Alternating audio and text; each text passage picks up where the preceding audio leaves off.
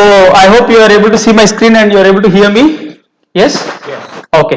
So at the outset, Yes, we yeah. can see your screen, sir. Thank you, thank you. So at the outset, let me thank the Government College of Engineering, Karad, organizers of this 1 week national level workshop, and Walchand College of Engineering, the organizers and the administrators.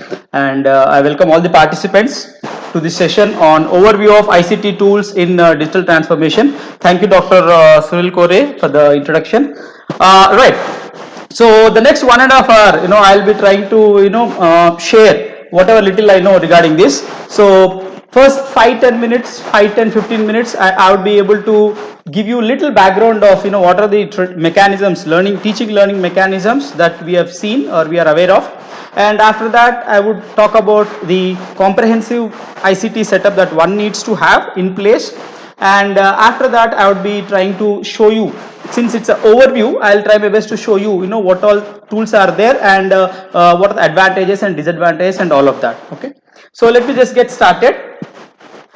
So to start with, so the first thing is, so what are different types of teaching and learning mechanisms that are there? So the first one being traditional learning mechanism, the second one being blended or hybrid learning mechanism, and the third one that's currently that we are getting into is what is called as the online learning mechanism. So talking about the first one, so traditional learning mechanism that all are we got used to, that is wherein all the students, all the faculty, all of us get used to be all of us get together under one roof, and knowledge sharing happens here, and this happens through typical chalk and talk method, as you know. So we explain things and then the interaction happens, the doubt clarification happens, and all of that. And primarily this is a teacher driven approach. So this is the traditional learning mechanism that all of us are used to so far. And it is not that the computers, usage of computers or some ICT tools, it's not something new that is happening right now because of the pandemic. So let's hope the pandemic ends soon. So it's not that we are talking about digital thing right now. So it's been there. So we call it as hybrid learning. So in hybrid learning, we have a mix of traditional learning and usage of computers or mobiles. For example, now you can see, so this is also called as blended learning. So you can see some part of it happens in the classroom, the teacher is there, the students are there, and some part of it, maybe it could be assignments or it could be some projects or it could be something else. It happens with the help of computers or mobiles, etc. So what are the considerations that one need to have for blended learning? So we should be aware of using multiple technologies and different media to deliver the content. This is important. And since we are using some online tools, so we should also provide social and emotional support for the students, because they are using it for the first time, they may not be aware of it. So we have to do this. And we should also engage the students with a lot of questioning activities, give them some activities which can question out, bring out the creativity in them. And we should also look at incorporating the activities that require the students to reflect on their learning. So whatever they have learned, either through traditional mode or through blended mode, now we should give some activities which could help the students to reflect on what they have learned and how they have learned. And we should also make sure that there is a collaborative learning. Now what do you mean by collaborative learning? I mean, for example, if you talk about a traditional mechanism, so the students would discuss among themselves and then they interact with the teacher. So any of these could happen or both of these could happen. Similarly, in blended learning also, we should make sure that there should be a collaborative aspect. So I'll talk more about the collaboration in the tools that I would be presenting. And we should also make sure, at the end of it, you should also make sure that the student is evaluated, and you should have some mechanism for assessing the student. So synthesizing, evaluating and assessing the learning that has happened also plays a key role. So these are a few of the considerations for blended or hybrid learning. Now what are the major parts of blended learning? So primarily there are three components for a blended learning. Number one, in-person classroom teaching. Number two, online learning material. So this learning material could include pre-recorded videos. So you recorded some videos and then you share it to your students, and you share some material, you share some handouts. So all this you share it with them, online learning material. And there should also be a structured independent study time, which means you share it to him and he will go through the same at his own pace, his own time. So, and that should be structured. It is not that you just give him and then give him time forever to go through it. No, it should have a time restrictions like 1 week or 3 days. So structured independent study time. So basically, blended learning is a fusion of online as well as face-to-face contact time between the teacher and the students. Now, another offshoot of blended learning is what is called as flipped learning. So this mechanism actually happens a lot in US. I mean, we are not much into it, but this is very much in place in countries like US. So what does this mean? So flipped learning means the teachers would assign the students lecture materials and presentations or videos for that matter. They give it to the students. So tomorrow class is there. So what the teacher will do is he will share all the content, reading material and the video possibly to the students today itself.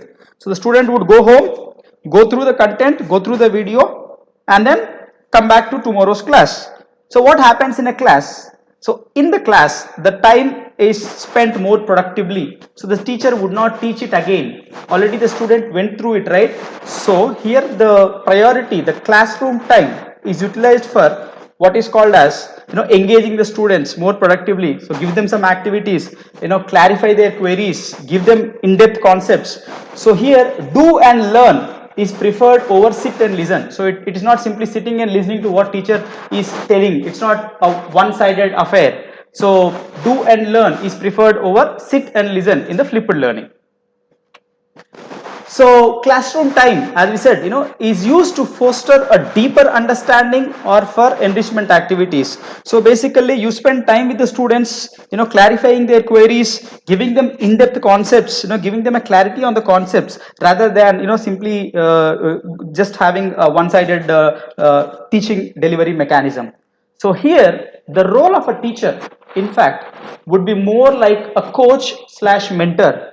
So the educator, that is the teacher, guides the students as they apply the concepts and engage creatively in the subject matter. So the classroom time that is there available is utilized in a much better fashion for the productivity, overall productivity of the student. And this is what happens in a flipped learning mechanism. And we should also be clear, the aim of a flipped classroom is not simply to replace the teacher with some awesome videos, or not by having an online class, or it's not at all to leave the students to their own devices. No, it is just to strengthen the understanding of the student in the concepts by having more interaction with the teacher in the limited classroom time that we get with the students. So right now, what we are all going through or already into is the online learning mechanism. So here there is no blended learning, there is no traditional classroom mechanism. So whatever we have is completely online. So you teach, you assess, and then the student learns, and then the student gives back the test. Everything is now happening through online learning mechanism. So this reflects the current scenario. So as teachers, we should make sure that we have the right set of tools with us and we are ready to lead this from the front. So we need to know some terminologies. So just a few terminologies, I have just presented: blended learning, LMS, educational resources, video conferencing, assessment, exit slip, whiteboards, polls, etc. I'll talk about this in detail as we go along. Now this is very important. As we said, we should now, since we are moving to a digital mode, we are undergoing a digital transformation. Now we should make sure that we have a very good comprehensive ICT setup with us. Now what does this ICT setup include? I'll just try to show you a few things. So one is, you should have a video conferencing mechanism. Now it could be a live video conferencing thing, or you record your class, you record your session, and then you share the video with the students later. So any of this could happen, and you should have, obviously you should have a presentation in place. It could be a PPT or it could be something else, and that presentation should be appealing to the students, and you should be able to share the content, the notes or syllabus or handouts, anything that you wanted to share with the students, and you should be able to share all of those with them. And most importantly, at the end of it, you should also make sure that the student understanding is very important. So you should have a polling mechanism also, and you should, once you have taught them, you should make sure that he is following or he has followed. So for that there should be assessment happening, and these assessments should be mostly auto graded, because manually it becomes difficult for you to grade them. So preferably you should have auto graded assessments with due dates in place, and report generation should happen. So automatically the reports should come, and you should be able to track the progress of the student.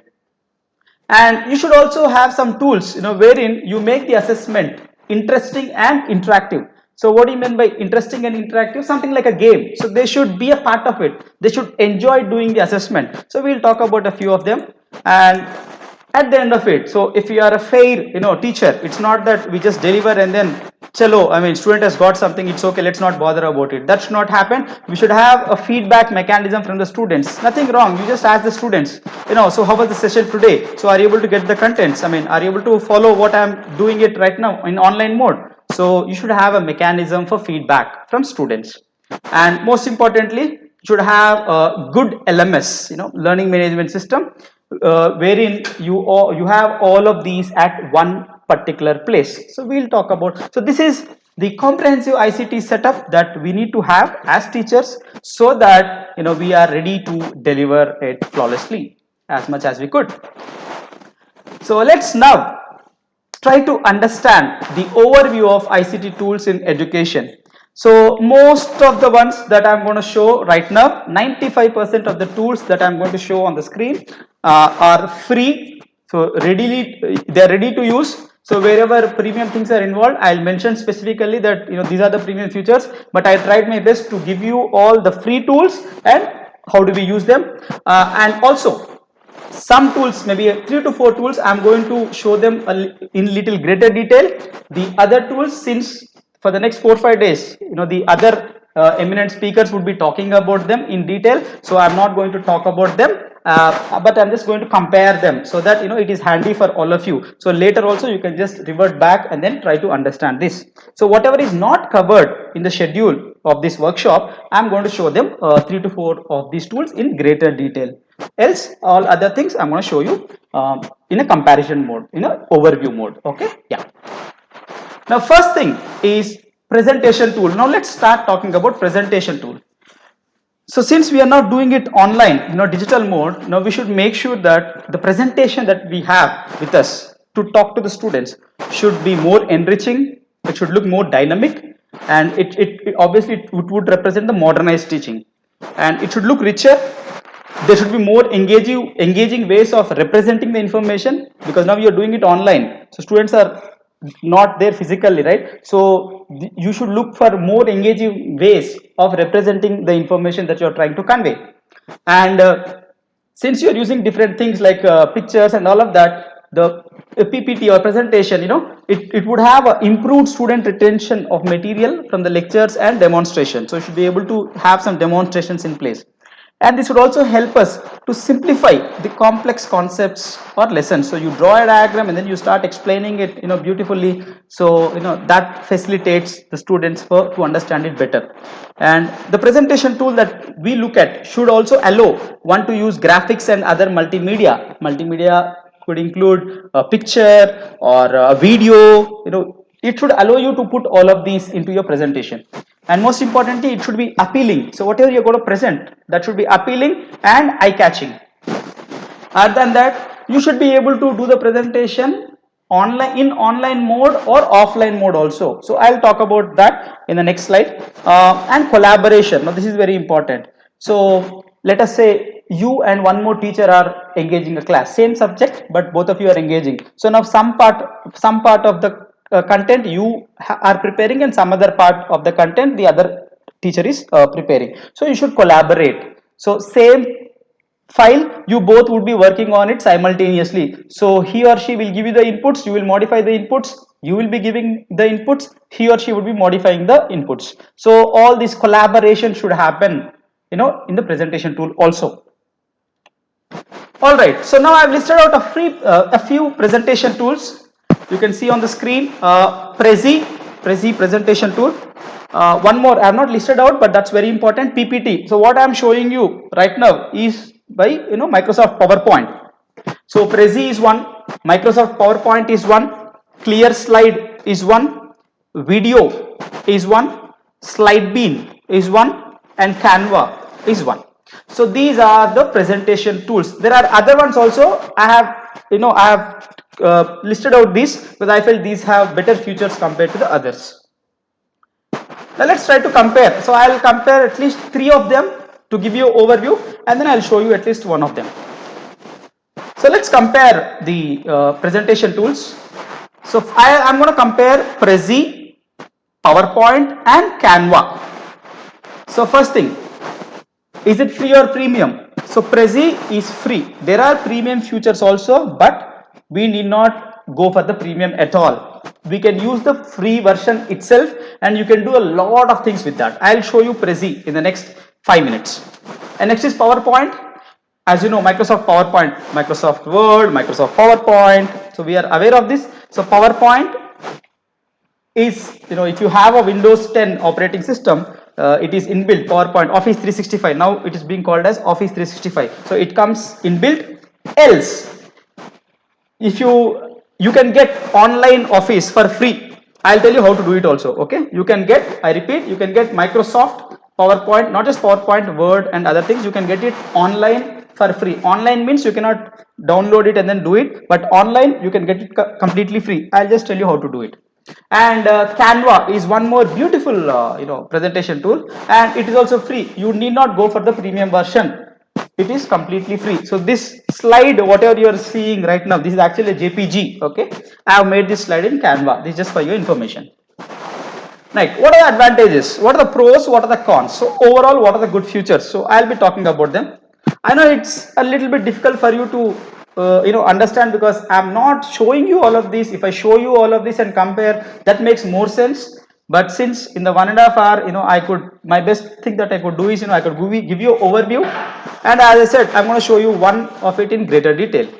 So pros, Prezi, the advantages are, you have lot of readily available templates. You just have to take the template, modify it, and then start delivering. Okay, I'm going to show you Prezi anyways. And PowerPoint, you can annotate. You would have seen some time back, I used an annotation tool, the red ink, right? I have marked things, right? And you could also highlight things, you could mark things.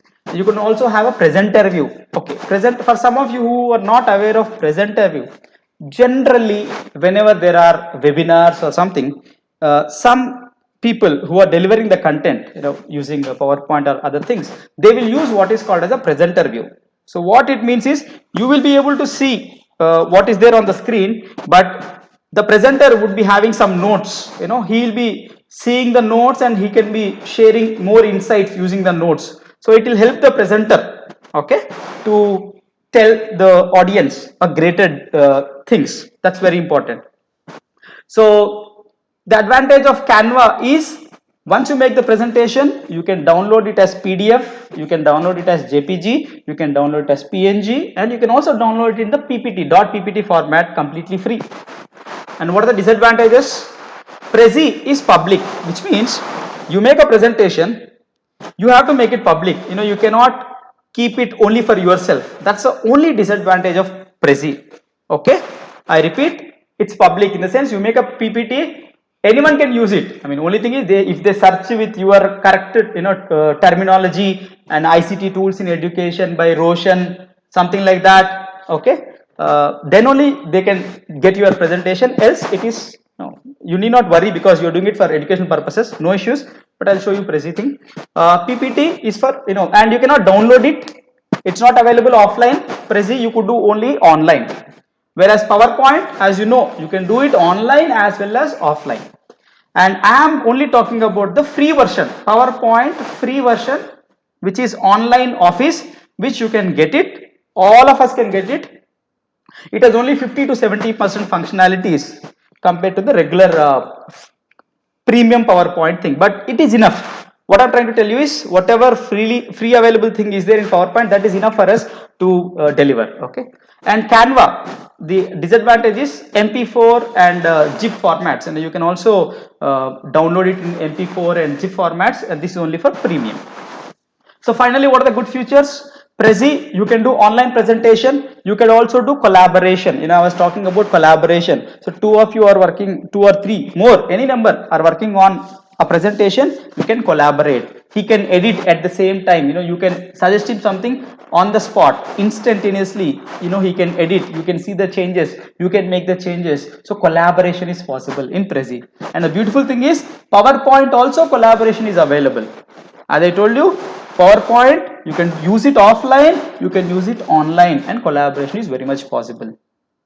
Only one extra thing I want to talk about PowerPoint. It's not there in free version, so I'll not highlight it, but I just wanted to tell you that in Microsoft PowerPoint that I'm showing you right now, if you have a premium version, you can also record your lecture. As you do the presentation, you can record your lecture, you can save it as a video file, and then you can share it with your students. Number one. Number two, you can record the screen. Screen recording can be done in PowerPoint. Okay, but it is only for the premium version. Premium version means, if you buy this thing, or if you have Windows 10, it comes automatically built in, but the free one does not have these features, so I'll not highlight those, but I wanted to tell you that these are available. Canva, as I told you, it's easiest actually, simple, straightforward. So many templates are there. Pick up a template of your choice, just modify it, just edit it, and collaboration is also possible in Canva. Okay, so right now let me just show you the Prezi presentation tool. How do we do it? I'll try to show you this. Just give me a minute. Okay, so for that, so just Google for Prezi. So you can see prezi.com. You can just sign up. Already I have signed up, so it is taking it to my dashboard. You can sign in. He'll give you a free thing. You can sign up using your any email ID. Okay, so once you sign up, and then you sign in, so first page it is going to take you to use this. Okay, you can do Prezi videos also, you can do Prezi designs also, but right now I am talking about presentations. So here you can see explore presentation gallery. Okay, so you can go there, you can explore a lot of things that are there. So right now let me present to you something. Let me show you how good Prezi is. So let me present it. Just give me a minute. Let me just present it. So this is just a presentation that I have made to just show you, how the presentation looks like. Okay, so we are talking about the ICT tools in education. I'm not going to explain it, but I just show you how does it look like. So now let me start the presentation. So this talks about the overview, what all mechanisms are there, traditional mechanisms, blended mechanisms, online mechanisms, and then you can talk about the traditional mechanisms. Then you move on to the blended mechanisms. Then you move on to the online mechanisms, and then come back. So learning mechanisms over. So what is the next topic? ICT tools. Now you get into the ICT tools, and then you see that the need of the hour is to acquaint ourselves, and now you want to see what is there in ICT tools. So now you will go deep into the ICT tools, and you can see what all tools are there, and then the second task is over, and then you go to the third. So central theme is there, and then you go to the first one, second one, third one, topic wise. So then you go to the delivery. So what are the tools that are there? So I'm just going to talk about video conferencing and LMS tools. So let's go to video conferencing first. So video conferencing, you have a lot of them: Zoom, Google Meet, Cisco, GeoMeet, Jitsi, GoToMeeting, Zibo. You talk about it, and then you go to LMS tools, and then what is this used for? You can organize the e-learning content at one place, and you can track the progress and the performance of the student, and then you come back to the main theme. So this is how you can present using Prezi software online, as I said. So this is the presentation I just made to show you. Now how did I make it? Did I make the entire thing? No, it's very simple. So now how do you do it? I'll tell you. So go to explore presentation gallery on the right side, click on it. and you have a lot of them. You can see on the left side there are so many categories: business, education, public speaking, sales, technology. As I said, all of these are free. You just pick up whatever presentation you feel looks good. For example, whatever I have shown you just now, I have picked up from here. Let me take it so that you can relate it easily. So this template is what I have chosen to make my presentation, which I have shown you just now in Prezi. So you could see this. Now you could see here actually there are 6 of them. To just save time, I just showed you 3, right? So now you can see here itself you can see how it is. You can see how it is. See, you can see how it is. I'm not going to go into it. So let us assume you like this template. So what you have to do, so under that you can see make a copy. Can you see make a copy? Just click on make a copy, which means it will take that template and he will make a copy of that template readily available to you. Okay, what you have to do is you just simply have to edit the things. That's all. Maybe I'll just show you one so that it becomes easier for you to understand. So it's just loading it, no problem. So now you can see this is the one. So on the left side you can see the first main topic and then all the subtopics that are there. Okay, so now for example, now let me just change this. So just click on that and then ICT tools in education, or whatever you want to put, you can put. So okay, they are grouped together. So 2 of them are grouped together. Now I have clicked it and then I just ungrouped them. Okay, do not worry much about it. It's okay, no problem. And then you modify it.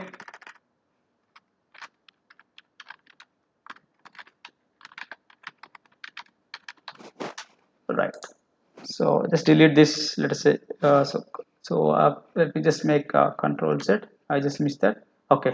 So now in case something goes off, I mean you can just always do Control Z and revert back to the changes. So digital transformation, let us say you want to change the color or something. So now you can click on this and you can see increase the size. You can see increase the size. So we are used to Microsoft Word, right? So simple, I mean something like that. So you can just pick this up, move it wherever you want. You can keep this and you can choose the color.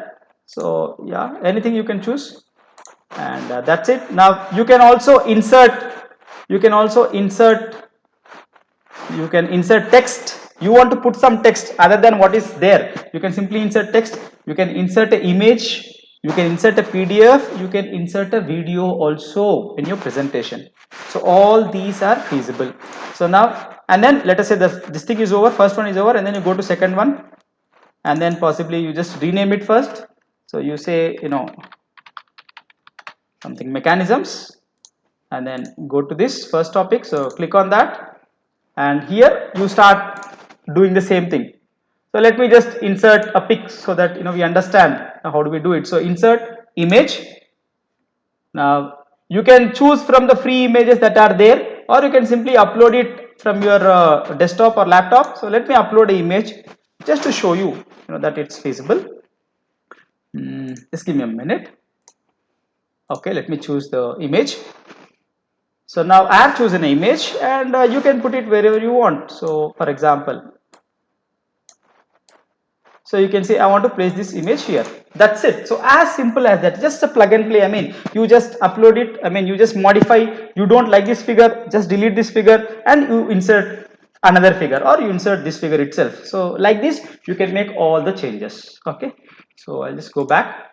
Similarly, you can work on all of these things. If you do not have 1, 2, 3, 4, 5 subtopics, nothing to worry. Either choose a presentation which has 5 subtopics, or you can just click on this and you can simply delete this entire thing, and that's it. Either you delete from here, or here you can see 1, 2, 3, 4, 5. Just click on one and then you can delete here also. So no problem. So whatever is convenient, you can do it. So let me just delete this also. Let us say I don't have so much to show, so that's it. So now, and also now it is showing you some numbers. Can you see 1, 2, 3? So this is called as the path setting.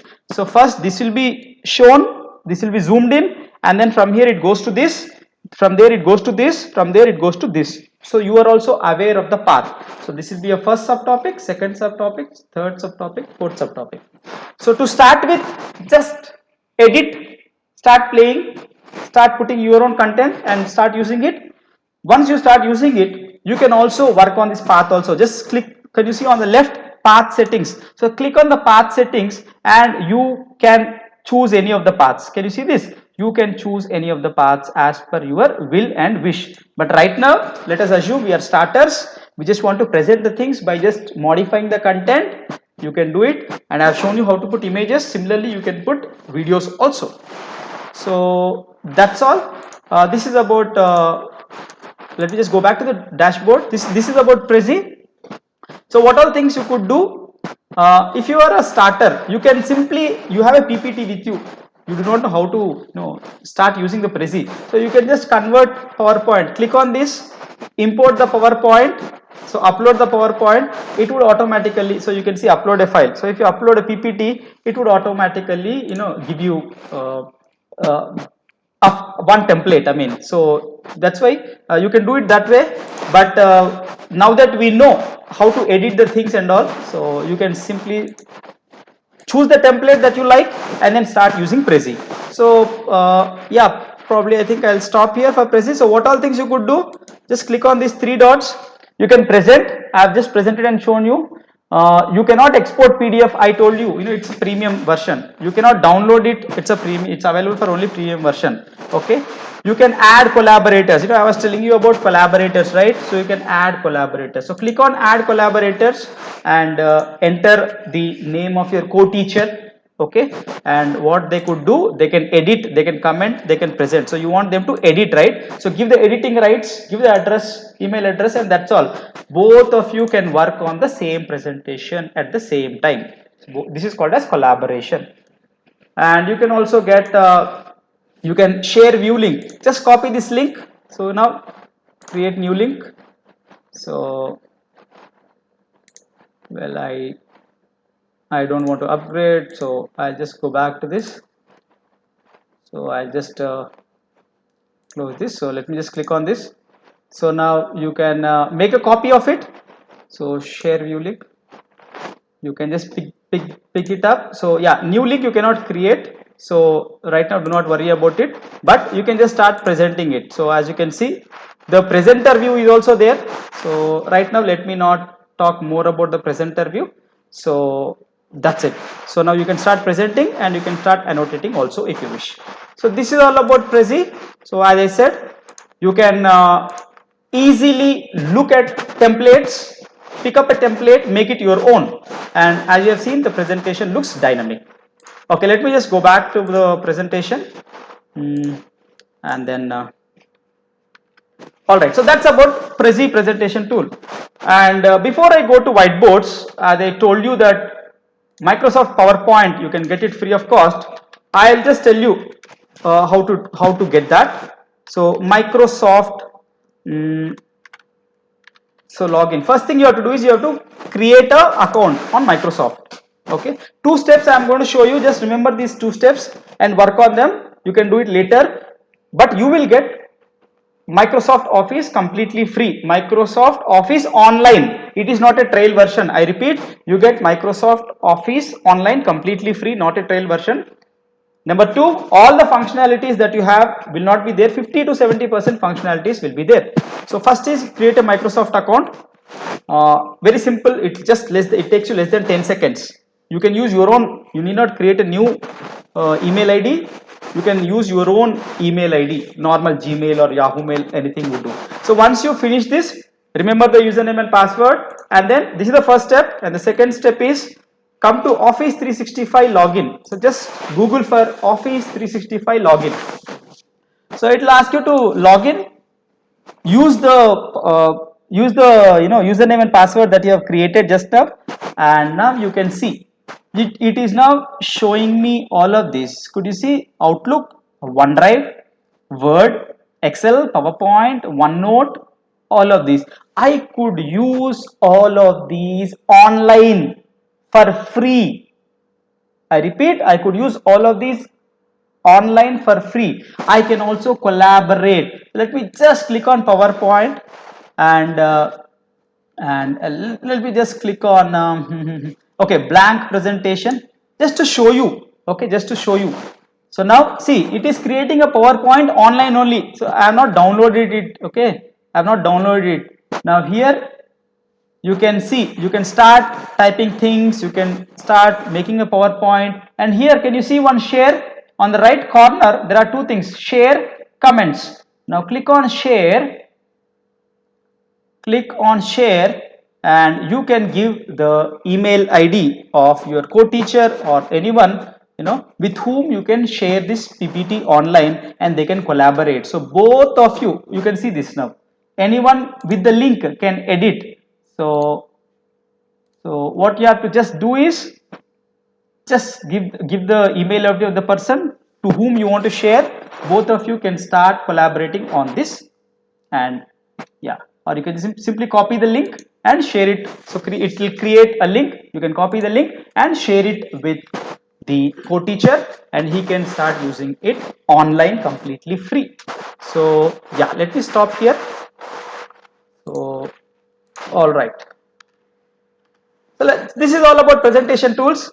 Someone was asking me which one do you prefer. So personally I prefer Microsoft PowerPoint, because as I told you, if you have premium version, you can do recording of the PPT, you can do screen recording, and you can do lot more things. Okay, so yeah, I'm only talking about free things which are freely available, the futures which are freely available. So I'm not going to show you how to record and all of that. Okay, yeah.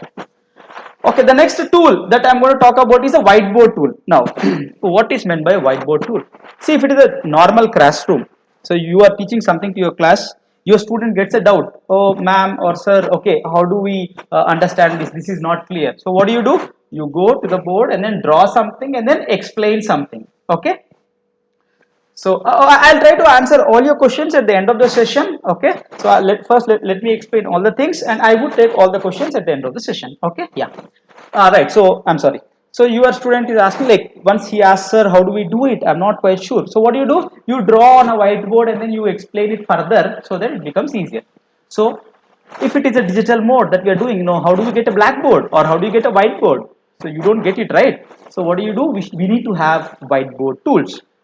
What would this tool do for us? It should be, you know, we should be able to draw on it and we should be able to explain it. You should be able to annotate on it. You should be able to highlight some things on it, and you should also incorporate pictures if required. Okay, if you are not able to draw, at least you take the picture from the internet, put the picture there, machine, and then you start explaining. That should be possible. And at the end of it, whatever you have scribbled on the board, you should be able to save the boards, and if possible you should be able to download them so that you can share whatever you have scribbled to your students. Also, collaboration must be allowed. I'll give you a simple example of collaboration here. So now you are explaining, so you give some question to the students, you are explaining, and then you will ask your student, okay, so you know, some equation is there, so can anyone solve this equation? Okay, something like that. So what will happen? The student would come, normal traditional mechanism, the student would come, you will give the chalk piece to him, and then the student would start explaining it, solving it on the board, and then you appreciate him once he solves it correctly. Now here also, can you do it? You are teaching to your students and suddenly something pops up. You want to ask a student, okay, I want you to do this right now, and you want the students to draw something and then explain, whoever is interested to do that. So collaboration, you just have to give the link of your whiteboard on which you are explaining, and that student would enter the link, go to the link, and starts explaining or solving. All the students would be able to see what you and the student are doing on the screen. That's collaboration here. You can do that. Okay, freely. Once again I repeat, whatever I'm going to tell you, you know, I'm explaining are free. Okay, a few of the whiteboards, online whiteboards that are available: whiteboard.fi, Jamboard by Google, it's good, Ziteboard, Concept Board, Miro. One more I have not listed here, which is called as OneNote. Microsoft product OneNote. I love OneNote. Okay, I love OneNote. You can do a lot of other things also, but it's actually not meant to be used as a whiteboard. It is meant to be used as a digital notes. Okay, I'll talk more about it little later. So these are the whiteboards. that are available. So let me just compare them, and then let me show you one whiteboard. So whiteboard tools, Jamboard, Miro and OneNote. Jamboard completely free, Miro free, but you will get only 3 whiteboards. Do not worry, 3 whiteboards, but you get a lot of space. I'll show you Miro in the next 5 minutes. OneNote is completely free. Okay. What are the advantages? Jamboard, it's very simple and easy. You can just start scribbling something, drawing something. You cannot put a text. You can only put sticky notes. Okay. You can insert only JPG, online or offline. So you can take pictures from Google, or you can upload pictures from your system, and then you can start explaining. Only JPG. Miro, when you come to Miro, on the whiteboard you can put JPG,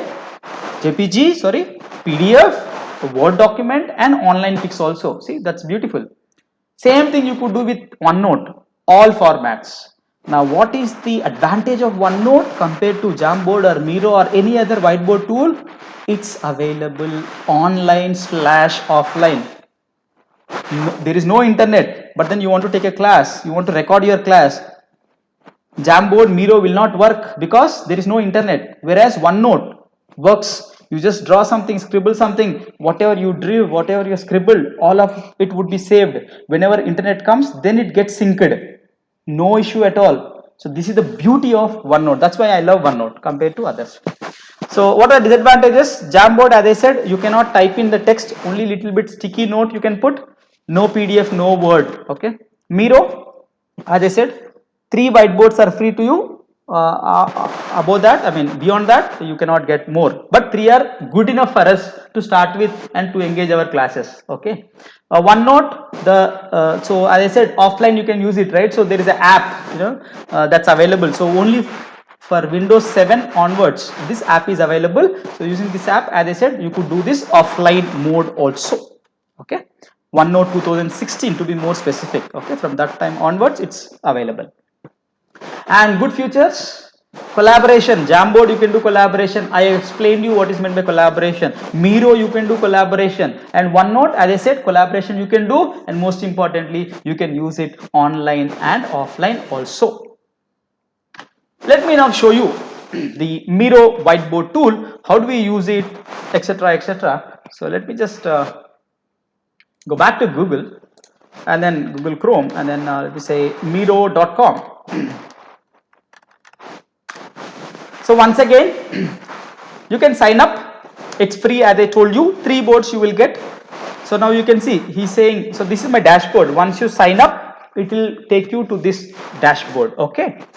So now you can see, but it is saying you have created 6 boards onto the left. Do not worry, you can count 1, 2, 3, 4, 5, 6. No problem.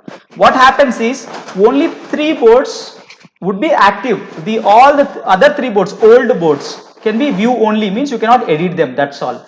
It will not go away. They are very much with you in the Miro dashboard. You can only view them. So no problem at all. So now let me just start from scratch. So now first thing that you have to do is you can create a shared board. So here you can see create a shared board, create a private board. You cannot create a private board because you are not a premium member. We need not be a premium member. Do not worry about it. Just click on this. No problem. Fine. So now now you have lot of things, lot of templates. You have seen in Prezi, right? There are a lot of templates. You can use any of these templates. This is called as a mind map thing, and there are other things. You can use any of these if you wish. So right now I'll not use any of this. I'll just start from scratch. So I'll just close this. Please explore them. I'll just close this. So now this is my Miro whiteboard, but you can see, sir, it's not white, there are it's ruled, no issues. So now first I'll do it step by step. So let me give the name first. So click on this, give it a name. So I'll say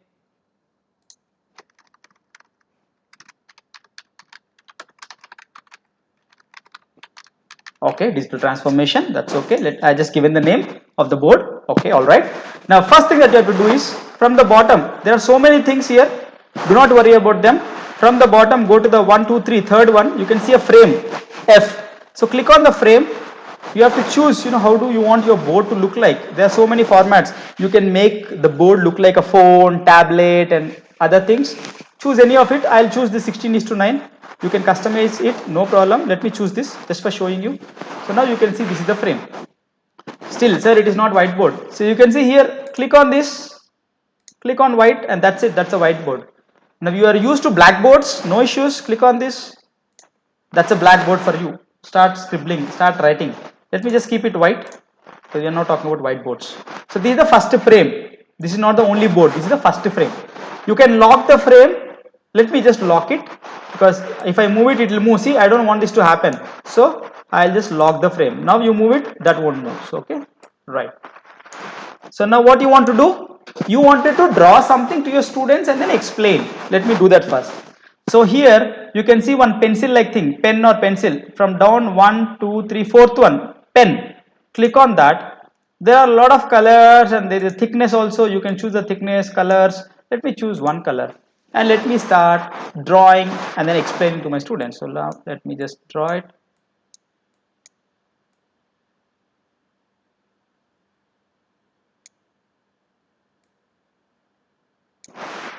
Something goes wrong, so it's not good. So you can do this, you can do this and just draw again.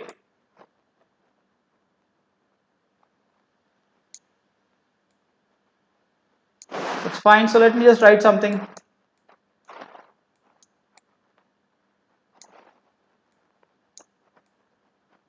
And by the way, just to tell you, I'm just drawing this with my mouse. Okay, I'm just doing this with my mouse. Okay, so and okay, so let us say you have drawn it and now you wanted to write something. So let's start writing something. Okay, solve this circuit, and as I said, you can bold this, you can change the color, all this is possible. So it's up to you, and you can move this and keep it wherever you want. So you can keep it here. So now text you can type, you can draw things. So this you could do fine. Now let me choose one more frame. Let me go to the next one. Let me choose one more frame. So now I'm going to the second frame and this is white. So let me lock the frame once again. And next, what do you want to do? You want to import a picture and then you want to show, right? Okay, let me import a picture. So now click on this upload. Can you see the second one? Upload my device. So you want to upload some picture from your laptop or desktop. So my device, click on it. Picture, right? So okay, I'll just pick this up. So now it is uploading. Whatever picture is there, it's uploading. Now it is gone beyond, no problem. Just click on that. Make it stick to your size of the board. So yeah, now if you want, once again you can lock this so that it doesn't move, and then you zoom it. So you can see here full screen. So don't worry, when you are explaining it to the students, since I have to explain you, I am just showing it here. You just make it full screen, so only the whiteboard, students can see clearly, not the other stuff. Okay, so now you start explaining this. So once again you say, okay, so my ICT setup should have a video conferencing mechanism and should have a good presentation tool with me, and I should be able to share the content. See, as you show them, you can also explain, you can highlight, you can annotate on the whiteboard, you can do whatever you want. So this is a JPG images. This is for your information. Let me go to the next frame. Let me go to the third frame. And now let me just possibly upload a PDF.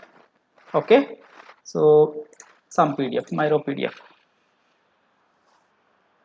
So this is a PDF file. So you can upload a PDF file and you can, let me just choose that. Let me just change the size, fit into the whiteboard. All right, let's make it full screen. All right, so yeah.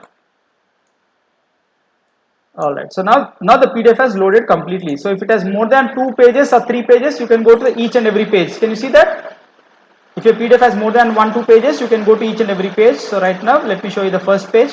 Again, you can start explaining. So now click on this and then you say Jamboard by Google is good, but the only disadvantage is you cannot insert PDFs and Word documents. Miro is really good. You can insert all of these, but you cannot use it offline. So OneNote, I love OneNote because I can use it online or offline.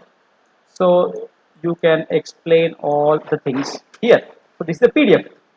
Okay, let me just show you one more Word document. ICT Word, some Word document. My intention is to show you that I can insert all of these and I can explain. So it's getting loaded. It just take 1-2 seconds, that's all. So looks like it has loaded. So now keep it here, fit it to your Word whiteboard. Yeah, now the white it's fitted. Now once again you can lock this. You do not want it doesn't move. Okay, so now that's it. So now see your Word document. This is a Word document.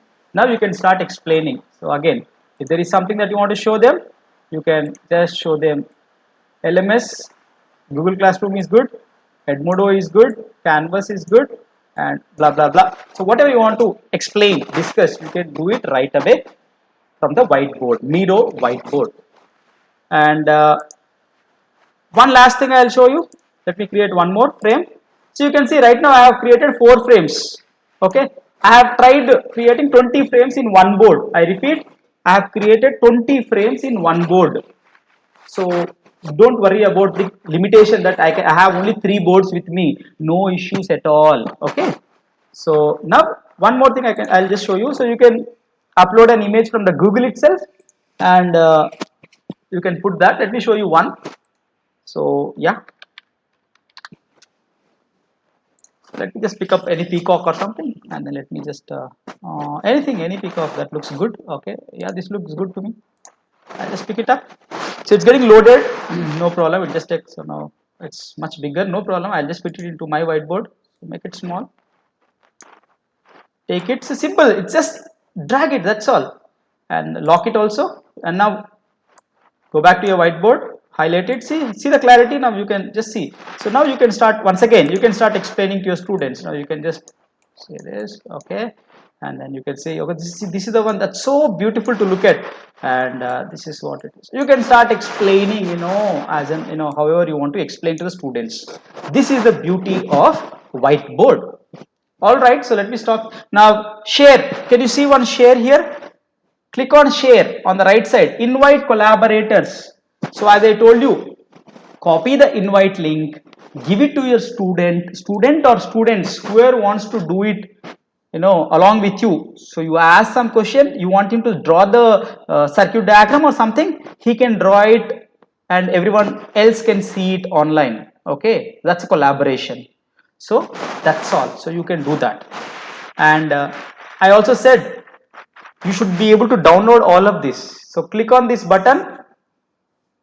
Click on this button next to the title, save as image, save as PDF. I'll just save it as PDF. It says small file size, best quality. You cannot get best quality, but believe me, whatever I download, it's of good quality. So let me just download it and show you. It has downloaded. Now I'm going to show you the PDF. Now can you see this? Whatever you have done just now. So the first frame with the circuit, the second frame explaining all the stuff, and the third frame, the PDF one, and the fourth frame, the online image. So everything is there. So PDF, Word, everything is there. Can you see this? And that's good enough, I guess. See the quality, it's good enough. So whatever you have scribbled, you can do all of that. Now only thing is at the right corner you can see a small watermark Miro. If you are okay with it, don't worry, happily start using this like this. If you do not want watermark also, as I said, OneNote is best. No watermark, nothing, everything you could do, whatever I have shown you now, everything you can do in OneNote, and you can use it offline also. All right, so this is all about Miro. So I have talked about how to incorporate, how to explain, and how do I download the whiteboard also. I'll just go back to this. So now you can see the older ones will become view only, these 3 will be active. So I hope it is clear. So you can share it, as I said, collaboration, you can share it, you can duplicate it, you can rename it, all of this you could do. Please explore. It's a beautiful tool. And yeah, let me stop here. Let me go back to my presentation. This is all about whiteboard tool. Next, video conferencing tools. So now what do you require a video conferencing tool?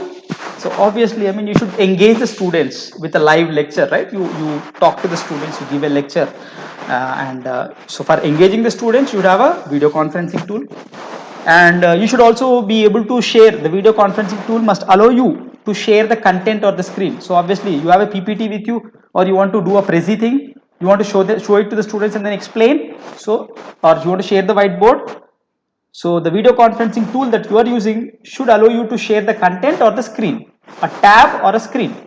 You should be able to annotate and highlight. So for example, Cisco WebEx, Zoom, using these you can annotate, you can highlight. You don't require extra, the third party thing. From there only you can highlight. You should also have a control over participants. Now you are taking a class, you should have something like mute all option. Cisco has it, Cisco WebEx has it, Zoom has it, Gmeet does not have it. Okay, so mute all option must be there, else it will become a lot of chaotic. And you should also be able to record the sessions if possible. I'm talking about free version. Anything that's free and gives you all of this is beautiful. Premium will give you everything. Let me keep it very simple. Premium, if you have premium thing, it will give most of these things. Okay, I'm more into looking for tools which are free and we can get the best out of them. Okay, yeah. So time of engagement. So how much time will it allow us to engage the students and chat? You should also be able to chat with the participants. So if the participant has some question at the end of your lecture, he should be able to chat with you. Either he can talk directly or he wants to put some question in the chat box and you should be able to reply him. So all these features must be there for a video conferencing tool. Alright, so some of the video conferencing tools that I have listed out are Zoom, Google Meet, Cisco WebEx, the one that we are using right now, Skype, GoToMeeting, Jitsi Meet, GeoMeet. So all of these are there. I'm going to compare three best ones from these. I'm going to compare Zoom, Google Meet and Cisco WebEx. Alright, so first thing, is it free or is it premium? So Zoom, free version, 40 minutes you can use happily. Okay. Google Meet, 60 minutes you can use it happily. Cisco WebEx, free version, 50 minutes continuously you can engage your students happily. What are the advantages? What are the pros? Zoom, you should be able to record. Okay, and the recording, I'm talking about the laptop or desktop version. Okay. So Zoom, you can record 40 minutes, complete 40 minutes you can record, and the recording will be available in your system itself. And 49 visible participants. Now what is meant by this? So these are the thumbnails. So now you are talking to your students. If it is a class, what will happen? You can see all of them and you can see their facial expressions and then say, okay, this fellow is following, this fellow is not following. Whereas in an online environment, that is not possible. So on your screen, on your computer screen, you should be able to see majority of the students, their faces. Okay, they will be using their own mobiles or webcams, right? Selfies, cams or whatever. Zoom allows you to see 49 participants in one screen. Okay, no one else does that. Google Meet, for example, 16 only you can see, 16 fellows, 16 candidates only you can see. Cisco WebEx only 25 you can see. Okay, so okay, this is important. Now Zoom has an inbuilt whiteboard, so you need not use Miro or other things, but you can only draw something and explain. But if I have to load a picture and then show it, Miro, OneNote, Jamboard, it will come to my rescue. Attendance, whoever has attended your class, Zoom, in the settings you will have reports. Go to reports, by default the attendance is taken care of.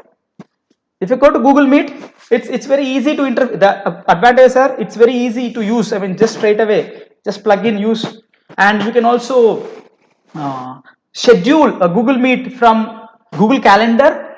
Very easy to do that. I'm not going to show you because as I said, most of us are into it. And 16 thumbnails, as I've already told you. Cisco WebEx, you can record similar to Zoom. You can record the Cisco WebEx and the recording gets saved to your system. It has a whiteboard, inbuilt whiteboard. Google Meet does not have an inbuilt whiteboard. I repeat, Google Meet does not have an inbuilt whiteboard. Annotation you can do in Cisco WebEx, 25 thumbnails. Attendance also, reports. In Cisco WebEx also, the reports are already there. So in Google Meet, you cannot take the attendance automatically. You need to have a third party thing. You should have I'll talk about it in the cons, disadvantages. So what are disadvantages of Zoom? If you talk about app, mobile app, you cannot record using a mobile app, and 100 participants can only participate. So these are the disadvantages. I am talking about free version. Again, I am restricting myself to all the features of these in free version. Whatever tools I'm discussing, I'm talking about the only free version. And believe me, we can do wonders with the free version features that are available. Okay, Google Meet, you cannot record, you cannot mute everybody at once. This is a big headache. No whiteboard in Google Chrome, so no automatic attendance. You have to use a Chrome extension. There is something called as Meet Attendance. No, Google Chrome extension. Download that and then you have to synchronize that with Google Meet. Cisco WebEx, once again, app, you cannot record, and 100 participants is the limit. So what are good features overall? Screen sharing is good in Zoom, annotation is good, recording is there, and Google Meet, screen sharing is good, and you can, that beautiful thing about Google Meet is that you can schedule a meet from your Google Calendar and you can send invites from there. That's a beautiful thing that you could do. And Cisco WebEx, you can screen share, annotate, record. I prefer personally Zoom for the simple reason that you do, believe me, you do video recording in Zoom. It is beautiful. I mean, you will get a very good quality. So anything less than 40 minutes, you want to do pre-recorded lectures, you can try Zoom. You need not have students joined your class to record. You alone are the participants. Start recording and then start exploring. Yeah. All right.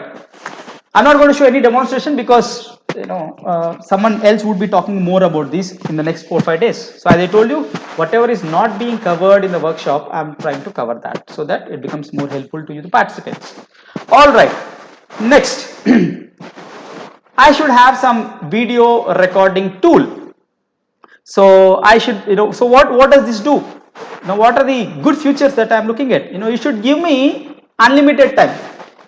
It should not be like something like Screenocastic or Screencastify where they give me only 15 minutes free recording. Now, who wants 15 minutes screen recording? In the sense, that's also good. With all respect to that company, I mean 15 minutes we don't do, I mean we require at least 30 minutes or 45 minutes, right? Generally, I prefer. Yeah, I have told you that plugin. I've already told you Google Meet from the Chrome web browser. I've also named it Meet Attendance. You download that plugin, put the Chrome extension, and then you can take attendance in Google Meet. I'll answer all your questions at the end of the session. No watermark, and some companies they give you video recording thing, but then they give you a watermark. I mean, the entire middle on the screen, the entire middle portion is covered with their watermark. I mean, who wants a watermark? My student cannot see the content if the watermark is there. So ideally, unlimited time, no watermark, and you should be able to save the recording to your system or cloud. And most importantly, you should be able to do online recording and offline recording. This is where one thing I like, and I'll talk about it in the next slide. And presenter options. So presenter options means what? Do you want to capture only screen or screen plus camera or only presenter? So that is the presenter options. And capturing or sharing options once again. So what do you want to capture? Do you want to capture your entire screen or you want to capture a part of your screen? And do you want to share your entire screen or you want to share a specific window? PPT only you want to record or the entire screen you want to record? Those options should be there. Alright, so the ones that I have listed out are as follows. Movely, vVideo, Animoto, Prezi Video, APowerSoft, Loom Recorder, OBS. I love OBS. Okay. Anyway, I'll talk about three. I'll compare and contrast. I'll do the comparison between three of them. So OBS, APowerSoft, Loom Recorder. I'm going to show you Loom Recorder in the next 5 minutes. Alright, so OBS completely free. Open broadcaster software. It's completely free. APowerSoft, completely free. Browser based. Only thing is, it is a browser based recorder. You must be having internet to use this. Completely free, unlimited time. You can record for unlimited time. Loom Recorder, completely free. You just have to download a Chrome extension and then start using it right away. And you also have a desktop app. Online, only online. APowerSoft, Loom Recorder, or any other recorder for that matter. I mean, whatever is I have listed out. Internet must be there. But OBS, internet need not be there. You can record offline also. Okay, now let's talk about the advantages. OBS, offline/online. I've already told you this. Unlimited time, you can record for any amount of time, no problem. You can also do live streaming with OBS, completely free. Because right now we are using Cisco WebEx and then we are live streaming onto YouTube, but it's a paid version, right? Zoom, you can stream, but it's a paid version. Free version do not allow you to do this. Whereas OBS, I can, whatever I'm explaining, whatever I'm discussing right now, using OBS, I can live stream onto your YouTube, Facebook, Twitch, etc. So beautiful. You can. I love OBS as I told you. Uh, an active presenter, yeah, OBS would allow you. I mean, you can capture the presenter also. Yes. APowerSoft Unlimited, no watermark. See, OBS also no watermark. APowerSoft also no watermark. Unlimited. Zoom also unlimited options, and there are a lot of options. Screen plus presenter, etc. Disadvantages: OBS, Windows XP, little bit older Windows XP version, it is not compatible. Okay, all the recent ones, it's compatible. You can download and start using them. APowerSoft, if you download a software, it has limitations. Don't download anything. If you want to use APowerSoft, just go to Google APowerSoft online screen recorder and then start using it. Don't download anything. If you download, it will have limitations. And Loom, the only disadvantage is you have to first install a Chrome extension and then use it from the Chrome extension. I'll show you the Loom in the next 5 minutes. So good features: recording you could do, live streaming to YouTube, Facebook you could do, no watermark, APowerSoft also no watermark, all the recordings would be saved to your system, OBS also save, and Loom unlimited time, and you can also trim your videos in Loom using Loom recorder. Okay, let me now show you, let me show you the Loom thing. Just give me a minute, let me just go back to my screen and let me click on Loom Chrome extension. So the first thing that you have to do is just Google for Loom Chrome extension. So the first thing you can just see Loom for Chrome. Click on that. Loom for Chrome. Now you can see already I have it in my Chrome browser. So it is, if it here it will show add to Chrome. Right now already it's added to my Chrome. So you can see here. Can you see a symbol here? Orange colored, pink colored, whatever, pink colored. Yeah, this is the Loom Chrome. I'll go to that little later. You can see how many users are there. 2,000 plus users. I mean, so you can understand the beauty of the Loom. Okay. Now, so just click on this. Click on this. So now I have a Chrome extension added. Click on this. So when I click on that, first obviously you have to sign up. You can sign up with your normal email ID. Okay. So just give me a minute.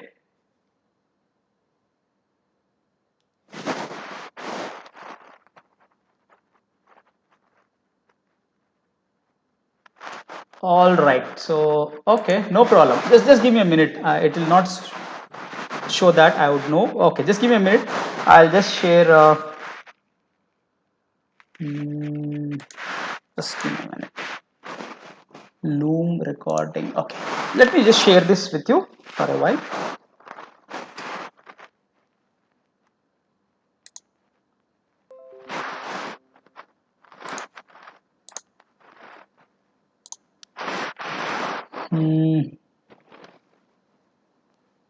Just give me a minute. I'm just trying to share something with you.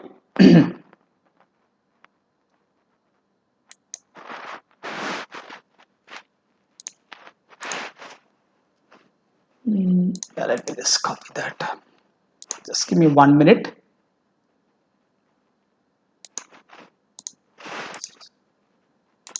So it's in my PC pictures. Okay, so let me just share it.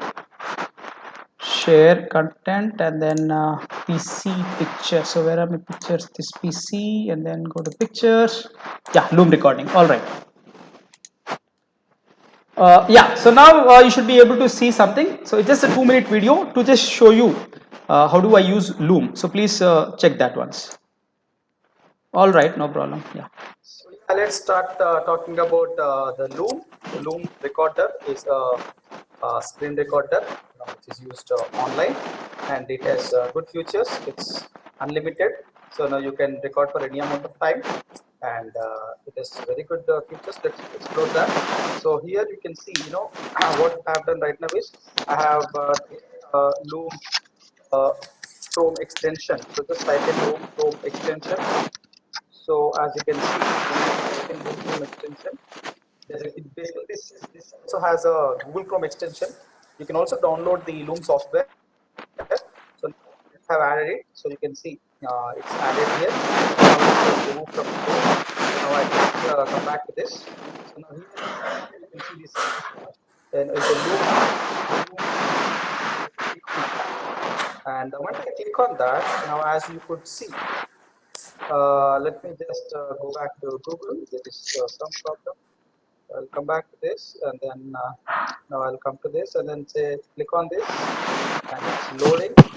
And now what it says, you could see here. So what you So you can see there, you can see the options screen plus cam, screen only, cam only. Okay, you want to capture the full desktop or the current tab, all these features are there. Okay, let me just continue. could see is you could see a microphone audio because my audio is there. I mean, I'm speaking to a microphone. So, and you can record screen plus camera. You can record only screen, or you can record only camera. Okay, there are three options. So right now, let me choose screen plus camera. And on the left bottom, I mean, you could see here, you can increase the size of the speaker. I mean, you can make.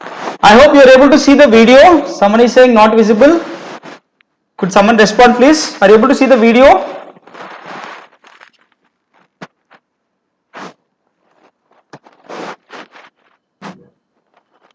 Hello. Yeah, I'm showing some. I'm showing some video. Are you able to see it? Yes, no, please. Yeah, we can see the video, but on right hand side, what you are showing, recorder and other things, those letters are not clear. Oh, okay, okay, fine. That's okay. Yeah, no problem. Yeah. Make it bigger, make it smaller. So now let me just keep it small so that it occupies less space and my content is not is visible, and this does not cover my content. So now here you can see. I hope it's better enough. Let me just continue. You can see resume. You can see start recording. So you can click on start recording. It starts recording. Let me just click on. So now it's very simple, straightforward. So you just have to click on what you are looking at. So let me just stop sharing this. So let me just go back to my, share my screen. So now once I record something with Loom, so just go to Loom videos, go back to the Loom homepage. Now all your recordings, that you have done would be saved here. Can you see? All the recordings are saved in the Loom homepage in your on your dashboard. Now you can click any of it. So let me just click on one of it. Now you can rename it if you wish. You can download it. Can you see one download? You can download it. Okay. You can duplicate the video. You can delete the video. You can copy this link and share it with your students. Share it with your friends. Whatever you have recorded. Okay. And you can also trim the videos. Can you see a trim here? Edit your video. Settings, trim, call to action, custom thumbnail. So you can trim the video. Let me just click on trim.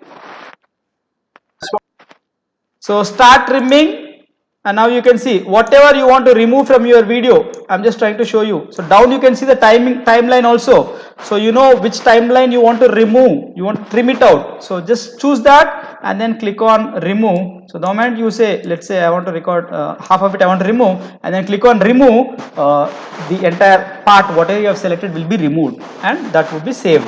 This is the beauty of Loom. Unlimited time.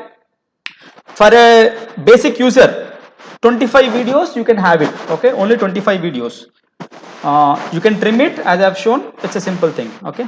Now, one extra thing I want to tell about Loom. So,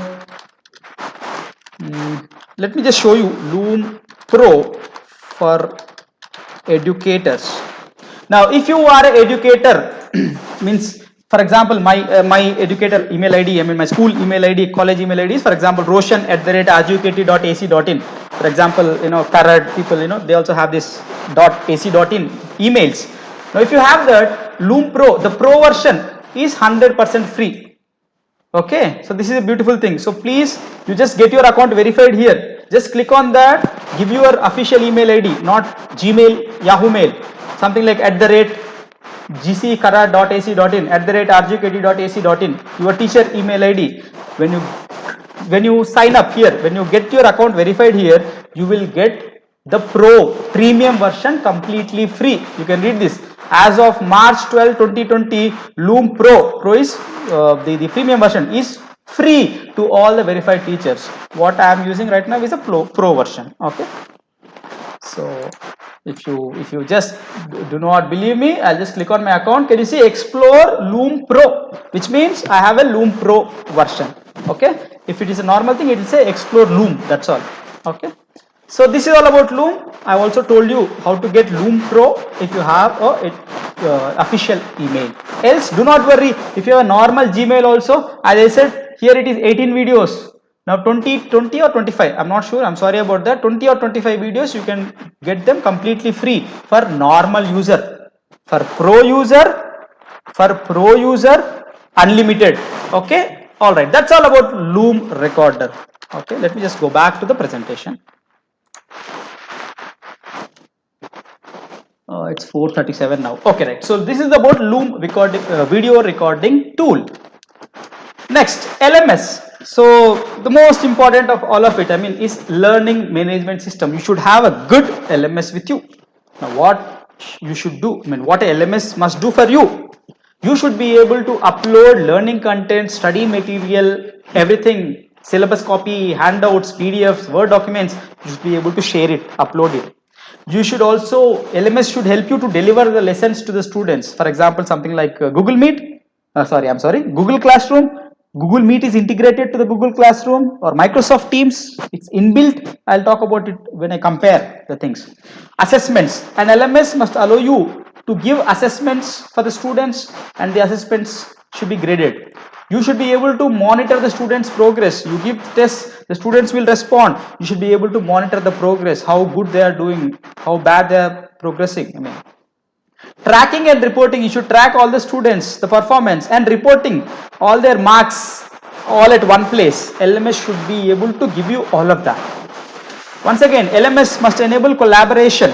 Okay, using LMS, the student should be able to chat with each other. The student should be able to chat with the teacher. Chatting and other things, doubt clarification should happen through an LMS.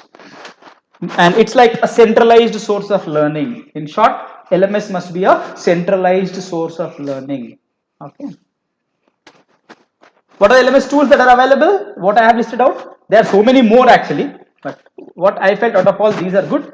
And out of these, I am comparing 3 as usual. So Google Classroom, Edmodo, Canvas, VisIQ, ClassFlow, Microsoft Teams, Moodle. Okay. I guess morning someone has talked about Moodle. So I'm going to compare 3 LMS tools: Edmodo, Google Classroom, and Microsoft Teams. Okay. My personal opinion is I love Edmodo. Okay. Yeah. All right. I'll explore the things. So free or premium. So Edmodo is completely free. Google Classroom, if you are a Gmail user, normal Gmail user, it is free, but it's limited. So as you know, there is a limit on the class strength and other things. So it's limited. You will not get Gmeet integration. If you have a normal Gmail. If you have a Google G Suite for education, it's completely free. But as I said, I'm concentrating on only completely free features. Okay. So in that sense, Google Classroom is limited for me. Microsoft Teams, once again, the free version is limited. Advantages. Now Edmodo, storage, unlimited storage. In the Edmodo terminology, it's called as library. Okay, you can have any amount of data in your Edmodo library. Teacher account, if it is student account, you call it as a backpack. Now students will wear a backpack, right, when they come to college. So it's like in Edmodo they'll have a backpack, and any amount of data they can store in their backpack. That's the beauty of Edmodo. And parental control will be there, in the sense, in Edmodo the parents you can give an access to the parents, wherein the parents would be able to see the progress of the student. In the sense, they should be able to see whether the teacher is giving assignments or not, whether his child is submitting back the assignments or not. All of that, the parent account is there in Edmodo. That's the beauty of it. And there is also a time limit. You give an assignment, you give a test, there is a time limit before which they have to submit. Okay. Google Classroom, once again, all at one place. It has all the features. Okay. Storage, if it is a limited, if it's a free thing, storage is limited, as you know. And Microsoft Teams is also a good, it's all at one place.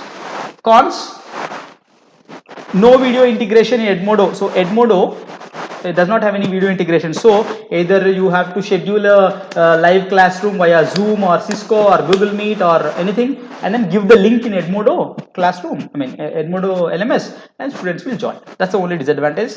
And I said unlimited storage, but each file cannot be greater than 100 MB. That is one more disadvantage in Edmodo.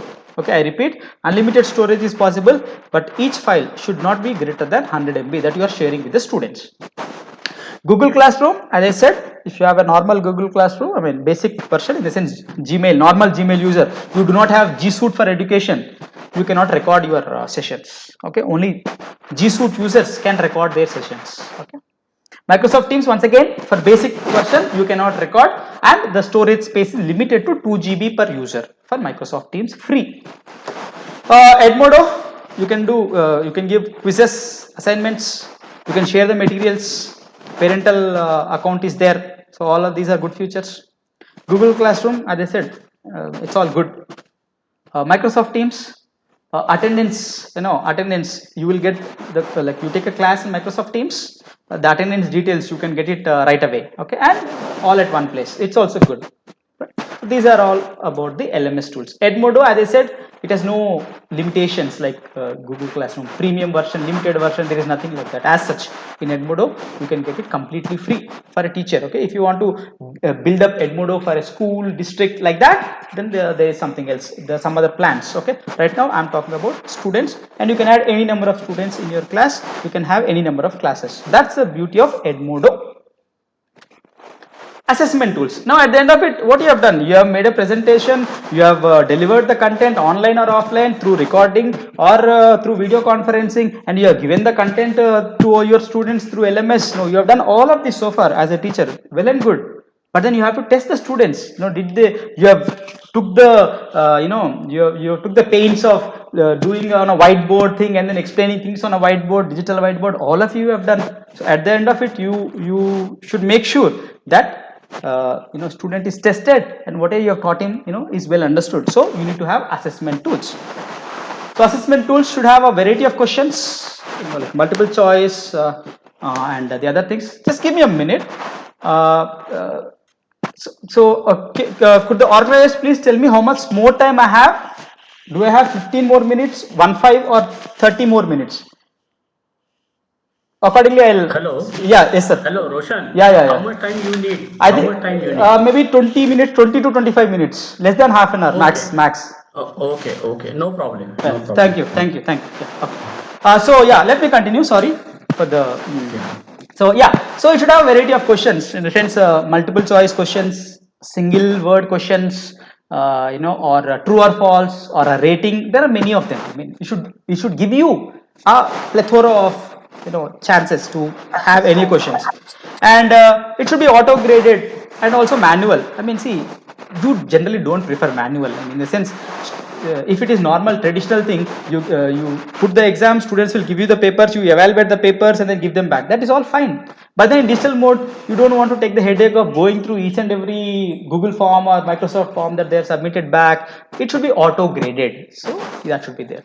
And the tests must be timed. Okay, and there should be a due date. So half an hour. You want to run the test only for half an hour. You cannot say give the test and then okay, in 2 days you submit. Over, chala gaya. I mean, so then they'll copy students. I mean, so they copy and then there's no sanctity of the test, right? So the test should be timed, and there should be a due date also for the test.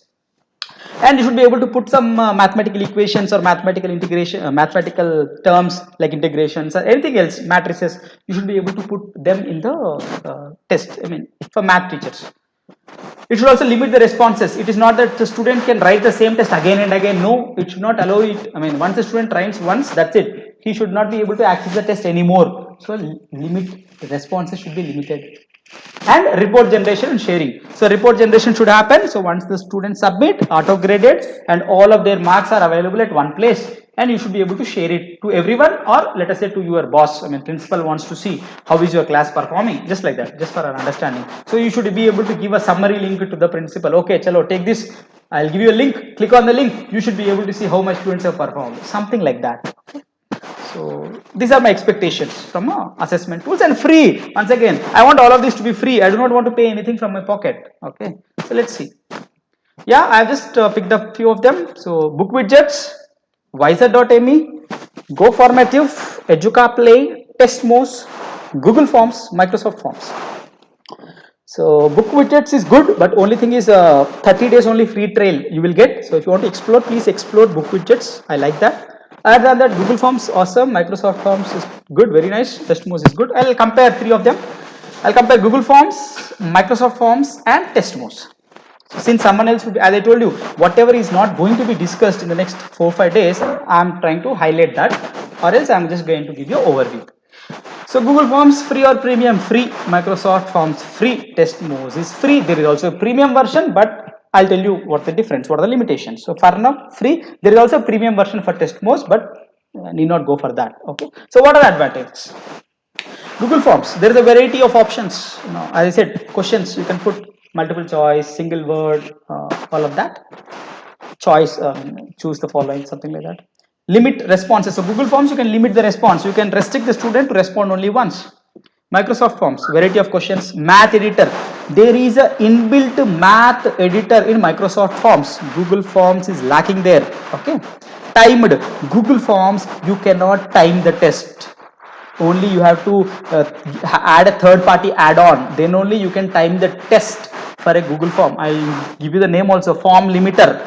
Form limiter is an add-on that you have to use for Google Forms to either limit the responses or to limit the time. Now you create a Google Form, 1 hour only you want to keep that open, so you have to use a form limiter, give the deadline. One more advantage of form limiter is you are conducting a webinar, you are taking the responses, your Zoom free account can only accommodate 100 participants. You do not, let us say you want to take only 150 registrations, because 150 will register generally, and then 175 will be there in the webinar. So generally, okay. So 150 registrations, it should close. The form should automatically close. You do not want to see the form every 10 minutes. How many have registered? How many have registered? If 150 have registered, the form should close automatically. Form limiter helps you to do that. Free. Okay. Math is not there in Google Forms, as I told you. So math, you have to once again use something else called as Quadcox. There is one freely available thing, Quadcox. Go to there. From there you can incorporate any mathematical expression, polynomial, matrices, integrations, any symbols, all of that. Microsoft Forms, math editor is there, limited, but you can use it. Polynomial you want to write, you need not go to Quadcox, nothing. Use the math editor available in Microsoft Forms itself, and then you can do it. Timing, the beautiful aspect of Microsoft Forms is you can give the start date, you can give the end date. 15 minutes, you give a Microsoft Form, 15 minutes only you want to run the test. Start date, time is there, end date, time is there. 15 minutes, the link is open. After the link 15 minutes, it's closed. The students cannot access it. Google Forms does not have it inbuilt. That's where Microsoft Form has an advantage. So Testmos, variety, once again, timed. So similar to Microsoft Forms, timed is there, and you can limit the response. Now what are the disadvantages? I said add-ons. You should have add-ons for timing thing, and then math thing for Google Forms. And Microsoft Form, believe me or not, there's so many features, but the biggest drawback is you cannot limit the students to one response. Now, this shatters everything. So whatever benefits are there, with this thing, you cannot, that's where it's lagging behind. You cannot limit the student to one response. Only if you have a if you have organizational thing like Microsoft Teams, you have organizational thing, then only you can allow them to respond only once. Else, you cannot do it. I mean, okay. So still, once again, you want to get the best from the freely available things. So what you do is while giving questions, you take their email ID and then specifically mention only your first response will be considered for evaluation. Something like that you mention to the students so that you can use the Microsoft Forms as it is. So only that is the disadvantages. So Microsoft Forms is working on it. Hopefully they should be able to fix it up. And Testmos, the disadvantage is in one test you can give only 50 questions, 50 questions, and generally it's okay. I mean, it's normal, we don't give more than 50 questions, right? So it is okay for me from my point of view. And only 100 test takers can be there. So 100 test takers means only 100 participants data it will take, and then it will give you the marks and everything, okay, only for the first 100. So if you have more than 100 students taking your test Testmos is not preferable. I mean, Testmos free version is not preferable. And one more disadvantage of the Testmos is you have to remember, you have to copy the links. So when you go to Testmos, when you start, that fellow will say critical, you have to copy this link. If you forget this, you cannot later, you cannot get the results and everything. So you have to copy that link and save it somewhere. So this headache is not there with Google Forms and Microsoft Forms. That's a drawback of Testmos. And good features, responses analysis. So you get all your responses, you can analyze the responses, how much, how many have performed, how well, which question who has done well. So how many have answered good this question, Y question, Z question, all that analysis could be done, auto graded. Microsoft Forms response analysis, and I was telling you about the summary link. In Microsoft Forms, you have what is called a summary link. Just click on the summary link, you will get a summary link. Just give it to your whomever, I mean the principal or anyone. Just give the summary link and they can see how the students have performed in your test. It gives you a summary. And Testmos, it's simple, straightforward to use. It's auto graded. So yeah, so these are the things about the assessment tools. One more beautiful thing about the gaming assessment. One more thing about the assessment tools is that generally when you say assessment, students will say, oh, exam, yeah, come on, typical exam, I have to write and all of that. So one beautiful thing that you could do is you can have something called as a gaming assessment. Now what is meant by gaming assessment? The student will not be able to feel that kind of thing. I mean, so they'll be able to enjoy the game. It's like a game. I'll show you one. Okay. So yeah, it's something called as game-based student response system. Classroom is temporarily transformed into a game show where the teacher is the game show host and the students are contenders. There's a feeling of fun, interest, enthusiasm, curiosity for the students when they do this. It will engage the students by applying you should engage the students by applying the game principles. That is like points should be there, how well they are progressing, competition, who is leading, leaderboard. And leaderboard means that will tell you, after one question, it will display on leaderboard. Okay, X student is topping now. After second question, it will change. So leaderboard. So that kinds of creates that interest, enthusiasm in the students. Students will be fully focused, like it's like a game, right? So they'll be fully focused, involvement. They'll enjoy the process of learning, right? And it should also, even though it's like a game, at the end of it, it should give you a report. Okay, who has done well, and that report you should be able to share. So these are the expectations from a gaming assessment tool. Some of the gaming assessment tools: Quizalize, Kahoot, Quizlet, Mentimeter, Jeopardy Labs, Nearpod. I like Mentimeter. I'm going to show you Mentimeter. Okay, so Kahoot is good. Quizalize, Quizzes. There is one more. Quizzes is good. I'm going to compare three of them. Mentimeter, Kahoot, Quizzes. I'm going to compare this. So all of them have free versions, premium versions. As I said, I am going to restrict myself to free versions. So advantages for a free version: variety of questions. You can put variety of questions. Like I said, multiple choice question or dash, blank, fill in the blank question, like that. 500 test takers, so you can run the Mentimeter and 500 can take it at once. So that's the advantage. Reports you can generate at the end of the test. You can get the reports. FFF, fastest fingers first. So it's like you give a question, whoever answers it fastest will get more points. Now that increases the curiosity, of the students. Involvement of the students. So Mentimeter has that in place. So Kahoot, variety, it has variety of questions. There is an app for Kahoot, phone app, mobile. They can play it from mobile. They can take the test from mobile. Reports, it will generate music. Mentimeter also has music, background music. Okay, when they are taking the test, and so there are music is there, and there are a lot of sets that are available. The advantage is Kahoot. You can make a large number of. There are readily available question sets, so you can just use them like Prezi. There are readily available question sets. You can use them to your class if you wish. Else, I prefer start from scratch. Quizzes, variety of questions. Fastest fingers first. They call it as a power booster or something. Okay, so power booster. They answer more, they get more points. Parents report. The advantage of quizzes is generally we don't require it here, but the advantage of quizzes is once this test is performed, you can send the report to the parent. You can email the report to the parent. That is possible in quizzes. Disadvantage: Mentimeter, in one test you can only put 10 questions, not more than 10 questions. Kahoot, the disadvantage, if you are playing the free version, 50 students can play at once. Can take the test at once. Quizzes, 25 students only can take the test at once. Free version. Premium version, I did not tell you, everything is there. Okay. Good features. Lot of questions types, means question types. Reports will be generated. Timer. Each and every question can have a timer, 10 second, 5 second, 15 second, you can time it. Kahoot app is there, music is there, background music, leaderboard is there, timed. And quizzes, variety of questions, library. And library means same like Kahoot. You have a library, you can choose the questions also from the library. It has a timer. All right, let me just show you Mentimeter. How much time I am left with? Okay, chalo. So, okay, let me just show you Mentimeter. So, first thing that you have to do is sign up for a Mentimeter, mentimeter.com. Sign up. I have already signed up. Go to your presentations, dashboard. So, let me, these are the other ones that I have done. It's okay. So, I'll just show you how to make 1-2 questions. So, first name the presentation. Name the presentation. So something I have named digital transformations. So now you can see. So add slide import. So you can see popular question types. Let me show you for one question. That's enough. So let me show you one question. So multiple choice question. Yeah, you can see what all are there. I mean, so now I've chosen. Let me give you a question. So okay, I'll use the question which is available. Mindomo is an example of. It's an example of mind map, by the way. So let me just give the options. Mind map.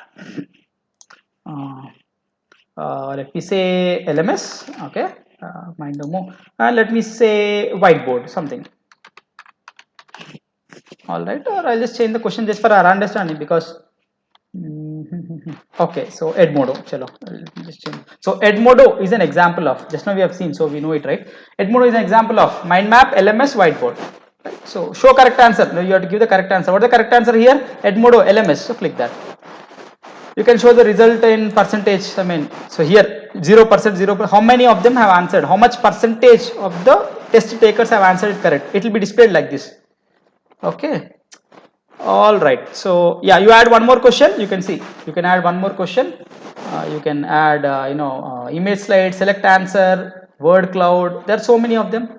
So you can choose anything. So yeah, anything you can choose. So like this. So here you can see leaderboard. You can see here. Time to answer, I'll just say 10 seconds. Music, you want to add music? So 10 seconds, faster correct answers will get more points. I told you fastest fingers first. And choose quiz music, you can choose the quiz. Like this you can do, okay. Now that I have shown you how to make the questions, 10 questions only you can give. Right now 3 are there. Leaderboard is also considered as a question, okay. So 10 only in the free version you can give. Right now, let me show you how a Mentimeter game is played. It's a 5 minutes video. I'll just show you so that you will get to know. Just give me a minute.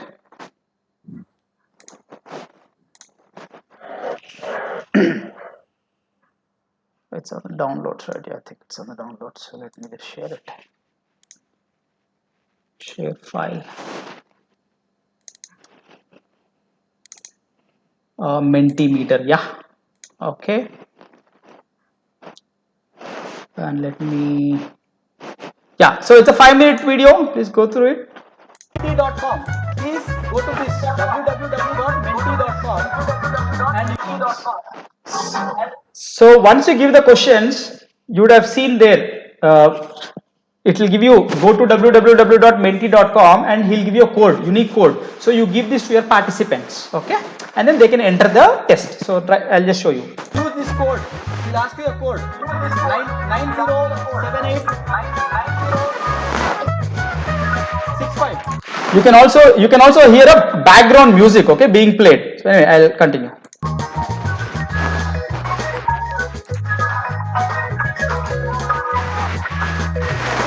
Go to menti.com. Please join. I want all of you to join. Please join.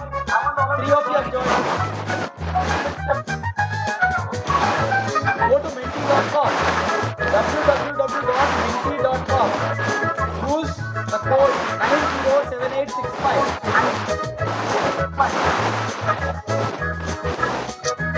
Please try it. If you try it, then only you will get to know how your students will feel. What does it look like? Just 5 questions only. As and when the participants get added, you can see at the bottom right corner, you can see, how many number of participants are getting added. Okay, yeah. Don't worry about it. It has nothing to do with certificate, nothing to do with feedback, nothing. I just want you to see how does it look like. Please join quickly. www.menti.com. Enter that code, whatever is being seen on the screen. 1 more minute, I'm going to start the test.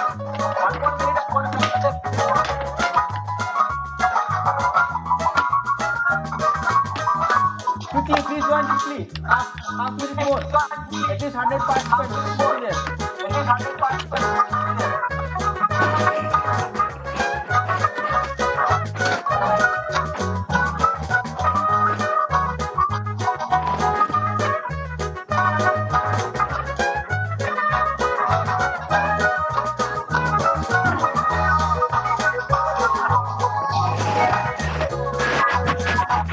Right, okay. So let me start the test. Let me start off the test.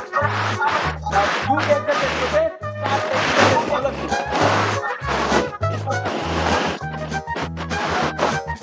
Read the question and then answer. Read the question, answer it quickly. Just 15 seconds. I can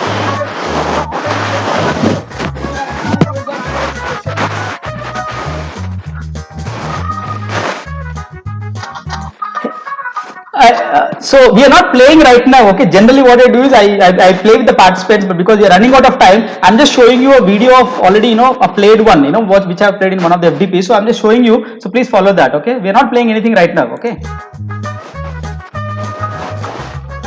is up. So you can see the responses also. 73 of you have given the right answer. Go to the next question. This is like individual leaderboard. Here I gave a common marking. If answer is correct, give them 1000 marks. Next question is fastest to fill out first. Whoever answers this fast will get more points. So next question onwards is fastest to fill out first. So try to answer it quickly. Let me go to the next question. Answer fast, you get more points. Dash has a speed limit of 40 minutes for 3 users. Answer it quickly. Quickest answer will get more points. So you see the leaderboard. Who is first, who is second, who is third. You will get all that information.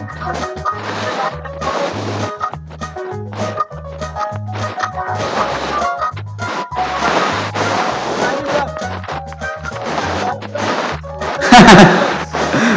All the answers have come. Next one. Sorry, leaderboard. Look at the leaderboard. Let us see who is. Reshma Singh Ji is now fastest. Let's see who will overtake Reshma Singh Ji. Next question. Answer fast to get more points.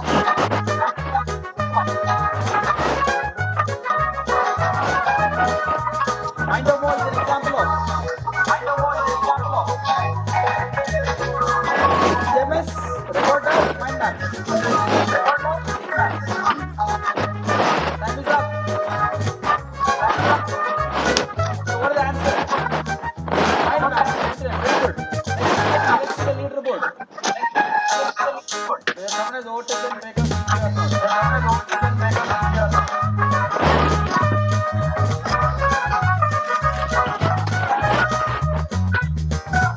Currently, Namita ji is taking the board. Don't worry, just for our understanding. Okay. Next question. Following is an example of interactive whiteboard.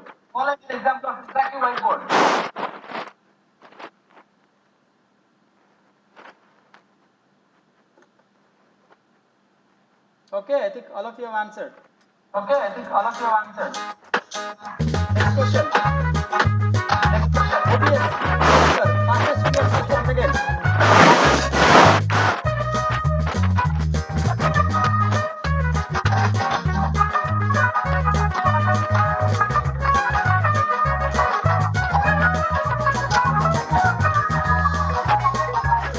Time is up.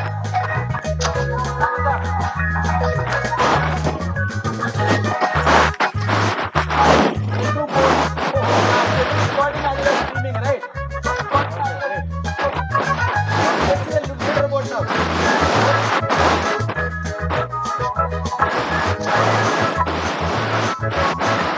Oh, Suresh. Finally the test is ended. So as you can see at the end of the test, it will give you who is the winner, who has topped it, and you can get the reports also to your email or dashboard. Okay, let me just stop sharing this. All right, let me just go back to my screen. Yeah, so here you can see share, right? So you can share the link also. Okay, you can just copy this link and share it to your participants, or you can ask the participants to go to this menti.com, and for example here if I want to run this 262599. Okay, so right now I'm not going to do anything because we are running out of time. All right, so this is about Mentimeter. Kahoot, Quizzes, Quizalize, Quizlet, all would look the same. Nearpod, all would look the same. I prefer Mentimeter. Okay, all right, so let me just continue. It's 5 6. Okay, my goodness. All right, so yeah, there are a few more things. I put them under productivity tools. Edpuzzle, Educreation, Slido poll. I wanted to show you a video of Edpuzzle, but I'll not do it because we are running out of time. The beauty of Edpuzzle is, I'll tell you what it is so that you will understand it. Now, let us say in Khan Academy or YouTube, anywhere you have seen a video, a subject related or anything. It's presented very beautifully, very well presented. You like the way he has presented, but he is explaining in English. You cannot share the video to your students because it is in English, and let us say you want to share it in the local language. Let us say I'm just taking one scenario. Now, Edpuzzle, using Edpuzzle for the same video, you can give an entire voiceover. So what is being shown, what is being played would be that YouTube or Khan Academy thing with your voiceover. This you can use for educational purposes. There are these CC licenses, commercial, this thing licenses, Creative Commons licenses. So that way you can do it free. If you use it for educational purposes, no copyright infringement, nothing. So don't use this for videos which have copyrights. Other than that, educational purposes, I repeat, you have a video but you want to change the language. You want to give, it doesn't have subtitles or it doesn't have a voiceover. It is in its own language. So now you can do it in Edpuzzle. Number one. Number two, so you have a class and you give videos to your class, but you are not sure whether the students are going through the videos or not. Now, Edpuzzle is a beautiful tool wherein you share a video with your class and you can check each student how much of video he has seen, 10%, 20%, 30%, 100%. All this is possible in Edpuzzle completely free. Number three, you do not want to, you give a video and you do not want to give one more assessment test and all of that. So what do? You give a video. In the video itself, you want to include some questions. In the video itself, 5 questions, 10 questions. And as they see the video, they have to answer that questions and then they can move to the next one. It could be right answer, it could be wrong answer, doesn't matter. All these features are inbuilt in Edpuzzle. Completely free, beautiful tool. 20 videos for free. So if you are a free user, 20 videos you can create in Edpuzzle, and then you can create your own video also, or you can take one from YouTube or Khan Academy or TEDx for that matter. So beautiful tool. I have a video for it, but it's 12-minute video, so I don't think I have that much time to show you and then take the questions. So I'll skip that video for now, but I have told you what Edpuzzle can do for us. Okay. Slido poll is a beautiful tool where you can just take instantaneous polls. Okay, maybe I'll take a small poll so that you'll understand how does a Slido poll looks like. Yeah, another one, digital notes. So the last one that I'll be showing is the Slido poll. So digital notes, OneNote, Evernote, Google Keep. Now the advantage of digital notes is students as well as teachers can use this. Okay. Now you have a lot of data with you, you want to store all of that at one place. It's not like a Google Drive or something like that. You copy some content. So generally as teachers, what do? We just Google for some things, and something interesting we'll copy into the Word document and all of that, right? So what you do instead is copy that and then put it in a OneNote. It also gives you the source from where you have copied. This is the beauty of it. So from where you have copied, that source will be there. So later you want to go back and then check, it's very much there. Number one. Number two, in OneNote, as I told you, you can store PDFs. You can just insert PDF, your PDF is there. I have shown you in Miro. Similarly, you can do it in OneNote. And as I said, you can do it offline also. So these are the advantages of OneNote. I love OneNote. Okay. So other ones are Evernote and Google Keep. Last tool that I want to talk to you is the Mind Maps tool. So Mind Maps is a beautiful tool. So what does it do? It's a way of graphic. It's a way to represent the information in the form of a graphical representation of information.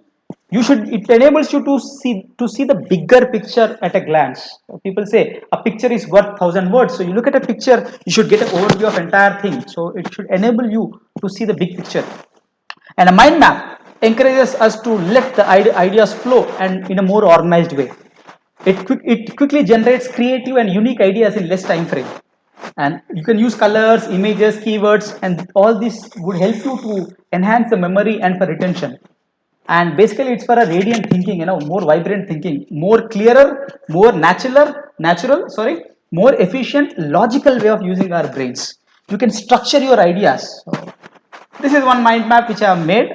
So I'll just show you the PDF of it, so that share screen PDF, it's already there. So now you can see.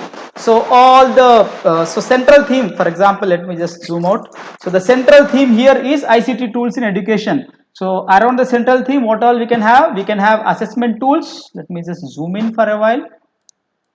So now I hope you can see this. So you can have mind maps, you can have assessment, you can have productivity tools, you can have LMS, you can have presentation tools, you can have video conferencing tools, we can have online whiteboard tools, we can have gaming quizzes, we can have video recording, video editing, we can have vocabulary learning. I have not discussed this. We can have infographics, brochures, cards, presentations. You could do infographics, Canva, PictoChat, Visme. Okay, I have not discussed this though. Canva I have shown you. Digital notes, OneNote, and scanner apps. Office Lens. I love Office Lens. I mean, I think all of us should be knowing Cam Scanner. Okay, so something like that. Office Lens by Microsoft, absolutely free. It's a what do you say? Android app. Okay, you can download it from my Play Store. You can just start using it right away. Completely free, a beautiful tool. Okay, must-have tools. I put it on must-have tools. It's an app, and this is a mind map. Okay, I'm just showing you so that this is how a mind map looks like. There's a central theme, and from there the other ones will branch out. Further branching will happen. Okay, so let me just stop this.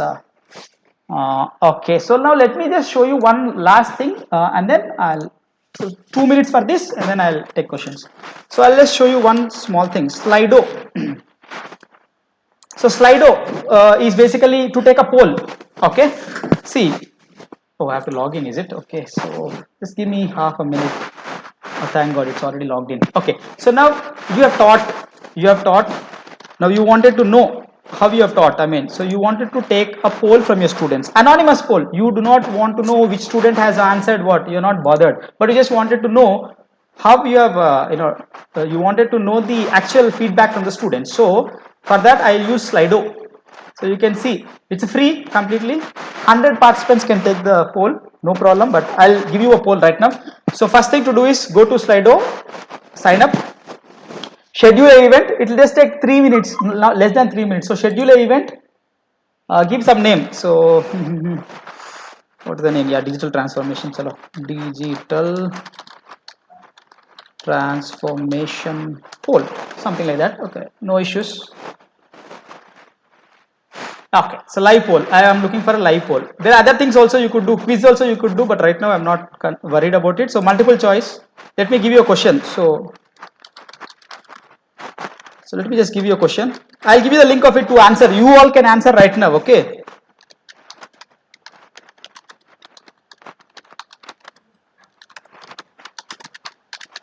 Some question. Okay. So let me just give some answers. So, good. Let me just say okay, not that great. Okay, so let me just save this. So this is a question, this is a poll that I want to give. So let me activate the poll. So activate the poll. Okay, now the poll is on. Okay, now let me share you the link. So click on these 3 dots. I'm telling you how to do it from scratch. Okay, so I'm giving question. So click on 3 dots and share. Can you say share? So copy this link. And where is the chat box? Yeah, chat box. So now please check the chat box. I'm going to share all attendees. Okay, everyone. Okay, chalo, everyone. So I'm going to give you a link right now in the chat box of our Cisco WebEx. Please click on that and then give an answer. It's simple, straightforward. Just click on that. You will get that question. Whatever I have typed, answer it. Whatever you felt. No, don't answer in the chat box. Click on that. Click on the link that I have given and answer.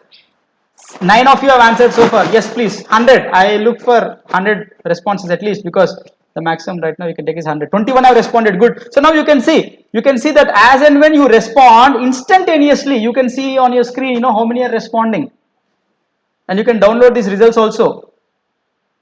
Okay. So 40 have responded so far.